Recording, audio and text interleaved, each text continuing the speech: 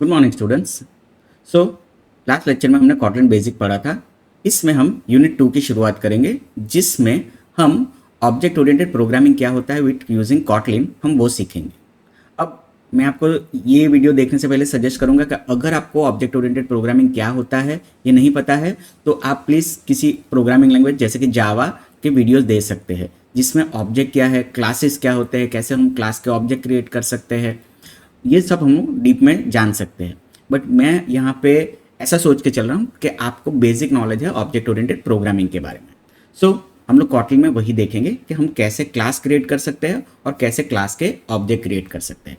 तो हम हमारे प्रोजेक्ट में चले जाते हैं। यहाँ पे मैं एक नया कॉटलिन क्लास बना रहा हूँ। अभी तक हम लोग फाइल क्रिएट कर रहे थे, अब हम बनाएंगे क्लास। सेम वे है, तो यहाँ पे मैं बनाऊंगा क्लास। अब जब भी आप क्लास का नाम लो तो ट्राई करो कि उसका जो पहला लेटर हो वो कैपिटल हो। तो ये मैं एम्प्लॉय क्लास ले रहा हूँ।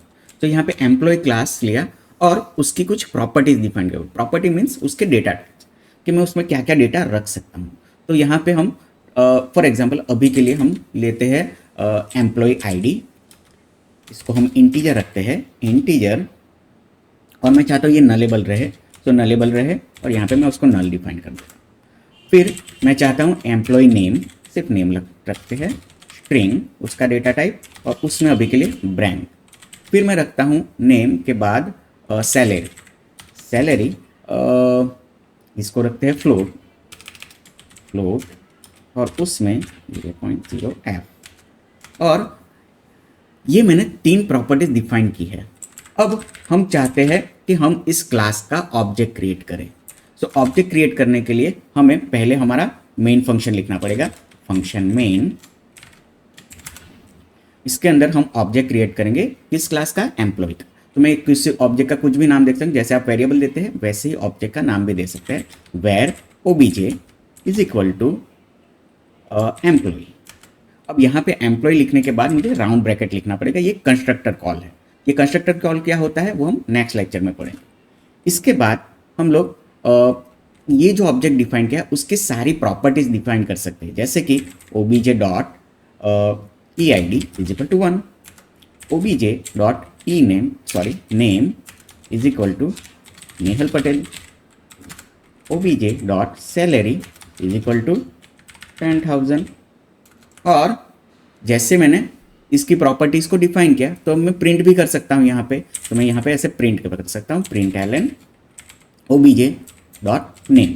अगर मैं प्रिंट करूँगा तो जो हमने नेम डिफाइन किया है नेहल पटेल वो प्रिंट हो रहा है, ठीक है। सो जैसे हमने एक ऑब्जेक्ट डिफाइन किया है वैसे हम मल्टीपल ऑब्जेक्ट भी डिफाइन कर सकते हैं, जैसे कि obj2 is equal to employee, obj2 dot eid is equal to 2, obj2 dot name is equal to Devashya Patel, obj dot not obj2 dot salary is equal to 50,000। Okay, सो अब मैं यहाँ पे प्रिंट करूँगा, print ln obj2 dot name। तो क्या print करेगा वो, of course देवश्य Patel. सो हम एक क्लास और उस क्लास के मल्टीपल ऑब्जेक्ट्स क्रिएट कर सकते हैं। अब हम यहाँ पे सिंगल ऑब्जेक्ट का प्रिंटिंग कर रहे हैं, लेकिन मैं चाहता हूँ कि ये खुद अपने सारी प्रॉपर्टीज प्रिंट करे। तो मैं यहाँ पे जो क्लास है उसके अंदर जो प्रॉपर्टीज बनाई है उसी के नीचे हम यहाँ पे एक और फंक्शन कर देंगे, क्रिएट फन प्रिंट मी। आप कुछ भी नाम दे सकते हो। और मैं चाहता हूँ यहाँ पे वो सब प्रिंट करे, println eid, println name, println salary.